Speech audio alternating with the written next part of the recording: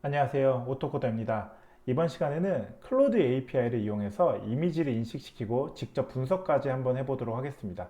제가 지난 시간까지는 클로드의 이제 엔트로픽의 이제 클로드 LLM 모델이 어떤 건지에 대한 말씀을 드렸고요. 그리고 더 나아가서 이제 멀티모달에 대한 기능과 그리고 요즘에 AI 트렌드가 어떻게 흘러가고 있는지에 대한 부분을 간단하게 설명을 드렸습니다. 이번 시간에는 실제로 이제 우리가 오픈 AI의 API로 활용을 해서 우리가 LLM 모델에 이제 챗봇을 만들었던 것처럼 클로드 API를 활용해서 이미지 인식에 대한 챗봇을 만들어 보겠습니다. 사실은 이제 챗봇으로 만들 건데요. 그 기반이 이미지를 인식시킨 내용을 우리가 질문을 해서 퀘스천에 대한 질문을 해서 답변이 나오는 거를 우리가 한번 보여드리도록 하겠습니다.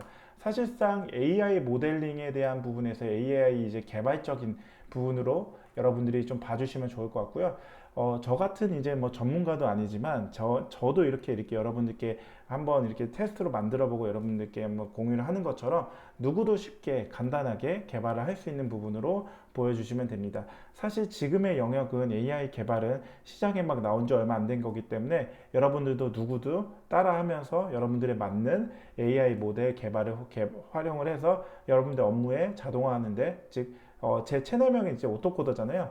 여러분들 누구나 오토메이션, 즉 오토 업무 자동화에 대한 부분으로 활용을 하는데 도움이 되고자 이번 시간에 한번 이번 강의를 준비하게 되었습니다. 목적은 클로드 API를 활용해서 이미지 내용에 대한 질의응답을 할 겁니다. 여러분들 혹시 예전에 우리가 어떠한 이미지 내용에서 이미지가 쭉쭉쭉 이렇게 들어가 있었잖아요. 우리가 이 이미지를 어떻게 예전에는 이미지에 있는 내용을 어떻게 긁어왔는지 기억이 나실까요? 제가 예전 강의 뭐 오래됐죠. 제가 이 채널을 운영한 지도 어느덧 이제 꽤 오래됐으니까. 자, 여기 안에 있는 내용에서 우리가 OCR이라는 기능을 활용했습니다. OCR. OCR이라는 기능을 활용해 가지고 이제 이미지 광학적인 이제 메소드를 이용해 가지고 이제 이 이미지에 있는 글자들을 다 분석을 해서 그 내용들을 가져왔고요. 가져와서 이 내용 안에서 이제 우리가 그걸 분석을 했었습니다. 하지만 이 내용들 자체는 OCR을 1차로 거쳐야 됐고, 잠시만요. OCR을 어쨌든 1차로 거쳐야 됐고요. 그 다음에 이 내용을 우리가 인간이 분석을 해서 그 분석한 내용을 답변을 하는 이 최소 3단계의 과정을 거쳤어야 했습니다. 하지만 이 클로드 API를 활용을 하면 우리가 이미지 내용을 즉각적으로 질문을 해서 그 질문에 대한 답변으로 활용을 할 수 있거든요. 제가 그거를 이번 강의 시간에 한번 보여드리도록 하겠습니다. 뭐 시간이 부족하다면 제가 다음 시간까지 이어서 완성된 이미지 기반의 챗봇을 만드는 걸 어떻게 하는지 보여드리도록 하겠습니다. 사용 문법은 사실상 없다고 했는데 우리는 가장 중요한 거는 API에서 제한하는 이 개발, 데벨로퍼, 이 API에서 개발하는 이 모델에 대한 부분에서 우리가 그냥 충실히 따라하는 거기 때문에 사실상 큰 사용 문법은 없는데요. 굳이 넣어야 된다고 한다면 저는 with open을 쓰겠습니다. with open이란 우리가 API를 활용하는 거거든요.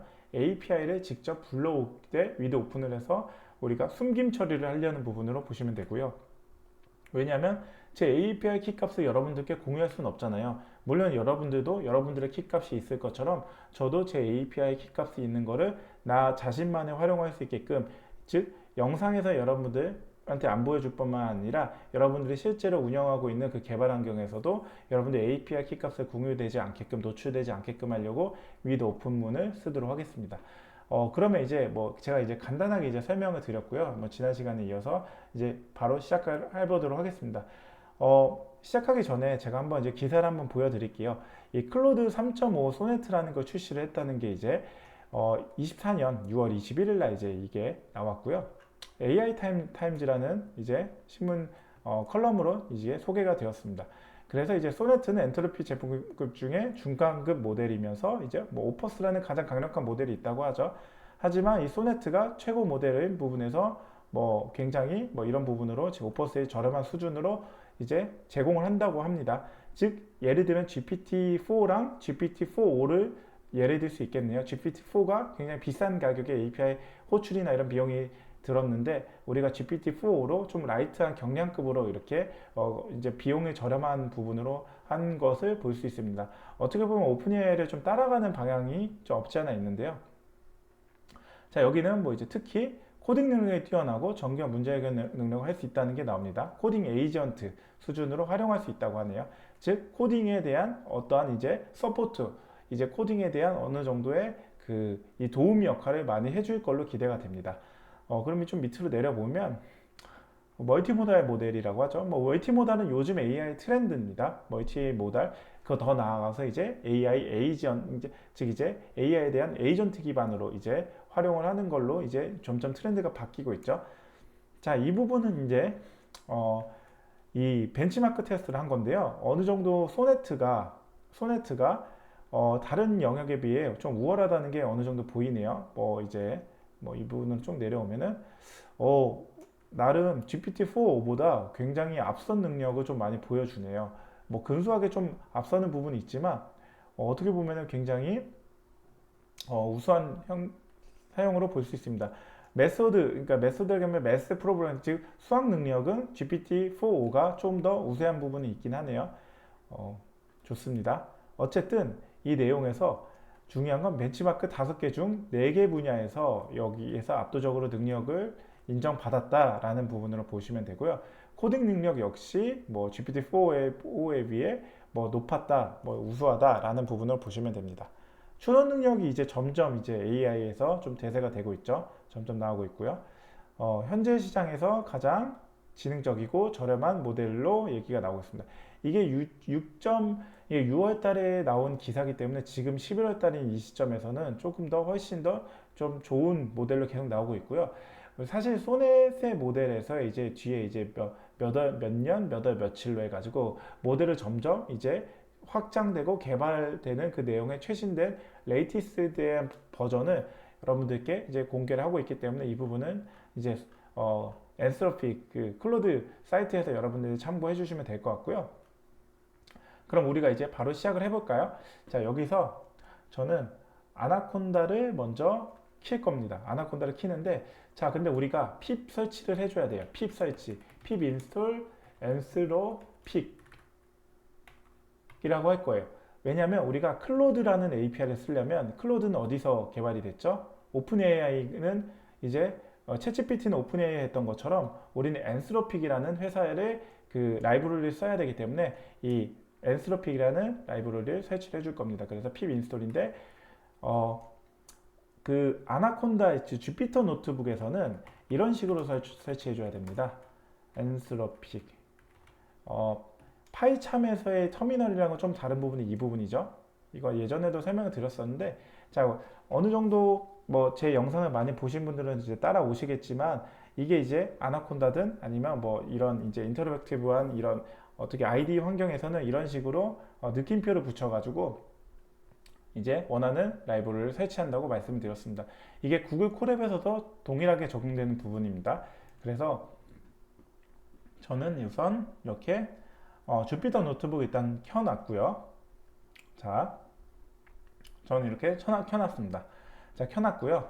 자, 제가 아까 설명드렸던 부분이 이거거든요. pip install entropic 라고 해서 Shift 엔터를 누르면 이제 설치를 할 건데요. 어차피 저는 설치가 되어 있기 때문에 satisfied, requirement already satisfied 라는 게 이제 나올 겁니다. 그래서 이 부분은 저는 이미 설치가 되어 있던 부분으로 보시면 될 것 같습니다. 시간이 조금 걸리는데 어찌되었든 조금 기다려 보시죠. 네, 이런 식으로 requirement already satisfied 해서 이미 설치가 되어 있다는 걸로 증명을 했고요. 자, 그러면 이제 여기서 바로 이제 코드 시작하겠습니다. 자, 여기서 시작하면은 우선 임포트 해가지고 엔스로픽을 할게요. 엔스로픽 하고 그 다음에 또 다시 임포트 해서 베이스 64. 자, 이게 왜 하냐면 베이스 64 이따가 보여드릴 건데요. 이미지에 대한 부분을 베이스 64로 해가지고 형식으로 이제 보여주려는 겁니다. 이제 굉장히 그냥 보이기 편한 구문으로 그냥 이해해 주시면 돼요. 그리고 임포트 OS, 즉 우리가 운영체제 환경을 이제 사용하기 위해서 임포트 오퍼레이션 시스템에 대한 약자로 OS를 사용할 거고요. 여기서 우리가 API 키값을 설정을 할 건데, 자, API 키값을 사용하기 전에 제가 이전에 보여드렸던 자, 이 부분에서 엔스로픽 사이트 콘솔로 들어가신 다음에 저는 이제 오토코드라는 키값을 해가지고 제가 발급한 거 제가 숨겨놨어요. 숨겨놨는데 여기 크리에이트 키를 먼저 누르시면 이제 이제 나오거든요. 그 내용에서 여러분들이 키 값을 따로 메모장에 복사해 놨다가 그 메모장에 붙여 넣은 부분이 바로 죄송합니다. 바로 아까 제가 말씀드린 이 부분입니다. 여기서 이제 with 오픈해서 안에 저는 C 드라이브 안에 오토코더 제 경로와 다를 수 있어요. 여러분들의 경로를 넣으면 됩니다. 하지만 이걸 어떤 식으로 보여주냐면 제가 이렇게 보여드리겠습니다. 자, 이런 식으로. 자, 엔스로픽 API 안에 제 텍스트 문서 안에 이제 여기에 API 키 값이 있고요. 그리고 제가 이제 보여드리기 전에 지하철이라는 제가 이미지를 한번 보여드릴 건데요. 자, 이 지하철이라는 이미지를 한번 보여드리면 입력을 이제 누르면 이런 식으로 작년 설에 지하철 연장 운행에 대한 부분이 제가 한번 이거를 인터넷에 있는 걸 그냥 제가 한번 이제 내용을 이걸 한번 분석을 해보고자 한번 가져왔습니다. 자, 이 내용인데 여기서 우리가 봐줘야 될 거는 2023년이란 부분 그리고 연장 운행인데 이제 이쪽을 이제 질문에 대한 답변으로 나올 수가 있거든요. 설 연휴 언제 기간 동안 이제 활용이 되는지 그리고 종착역 도착 기준 2시까지 운행 이건 좀 변수가 되겠네요. 이걸 클로드 API가 이제 잘 이제 이해를 할까라는 부분을 한번 활용을 해보도록 하겠습니다. 그리고 이 부분에서 다음날 2시까지 2일간 이 부분까지 어떻게 잘 이제 인식을 하는지에 대한 부분도 한번 보여드리도록 하겠습니다. 자, 이제 지하철 피해 이제 이미지까지 한번 보여드렸고요. 여기서 저는 엔스로픽 API.txt 해가지고 닫고 그 다음에 리드 모드로 바로 들어갈 거예요. 리드 모드. 그 다음에 어떤 거예요? 인코딩해서 이 안에 UTF-8 이제 인식할 수 있게끔 UTF-8로 해서 as f로 해가지고 그 f는 엔스로픽 API 값을 해가지고 여기에 f 리드에서 실제로 값을 불러오겠습니다. 네, 여기까지 한번 해볼게요. 그리고 Shift Enter 누르면 이제 실행이 되고요. 자, 여기까지 이제 숫자 2로 떠서 특이사항 없이 잘 된 걸로 볼 수 있습니다. 그 다음에 우리가 해야 되는 거는 이제 엔스로픽 API 페이지에서 발급받은 키를 실제로 우리가 이 엔스로픽 모듈에 엔스로픽 클래스 인스턴스를 생성해서 생성자 매개변수 API 키를 전달을 할 건데요. 우리는 여기서 어떤 값을 쓸 거냐면 우선 엔스로픽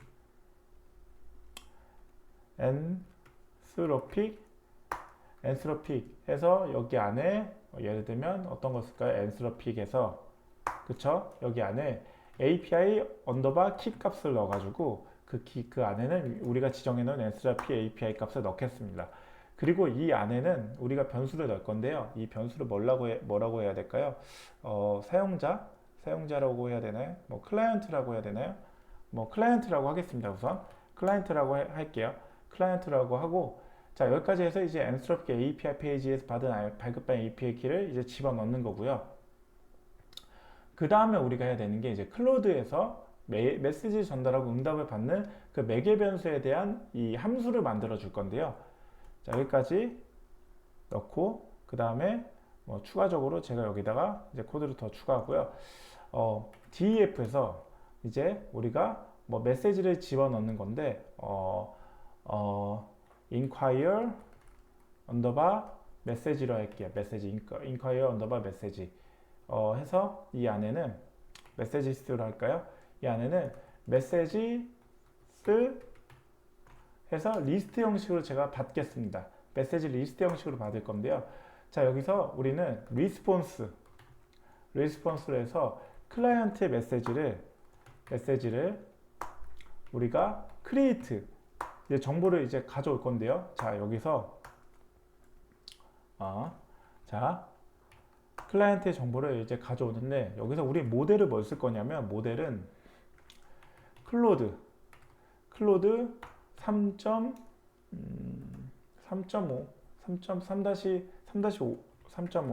버전 이렇게 쓰거든요. 클로드 3.5를 쓰고요. 그 클로드 3.5를 잠시만요. 제가 제대로 잘 가져왔는지 한번 확인을 같이 크로스 체크 차원에서 해보도록 하겠습니다. 3.5 맞네요. 3.5를 쓰고 이 안에는 소넷이라고 해서 2024 1022라는 모델로 제가 가져오겠습니다. 그리고 맥스 토큰으로 해가지고 우리가 1024의 토큰 값으로 우리가 가져올 거고요. 메시지 값은 우리가 그 메시지 값을 그대로 받아오게끔 제가 넣도록 하겠습니다. 이게 이제 그 클로드의 이제 공식 홈페이지 이제 닥스에 이 내용들이 있거든요. 이 안에서 여러분들이 그냥 참고해가지고 그냥 그대로 집어넣으면 되는 부분입니다. 그리고 여기까지 했으면 뭐 특이사항 없는데요. 이제 추가적으로 우리가 해야 되는 부분이 바로 이제 어떤 부분이냐면 이제 응답으로 받은 첫 번째 메시지 텍스트를 우리가 레스폰스 텍스트 메시지로 할당을 하는 부분이 필요하거든요. 그 부분은 이제 그 다음 시간에 한번 뭐 보여드리도록 하겠습니다. 그 다음 시간보다는 지금 뭐 간단하게 이제 보여드리면은 이 DEF에서 같이 들어갈 건데요. 이 DEF에서 같이 들어갔는데 자 어떻게 보면은 여기서 이제 한 번 더 여기서 우리가 리스폰스 텍스트 메시지 해가지고 여기서 리스폰스 텍스트 메시지는 우리가 컨텐트에서 첫 번째 컨텐트죠. 컨텐트 리스폰스 컨텐트 해서 첫 번째 모델의 텍스트 첫 번째 이제 받아오는 텍스트를 가져오는 거고요. 프린트에서 우리가 실제로 뭐 이제 레스폰스 텍스트에 대한 값을 우리가 F 문자의 스트리밍을 한번 보여드릴 수 있습니다. 뭐 해서 클로드 이 앞에는 계획 문자입니다. 이제 엔터 역할을 해주고요.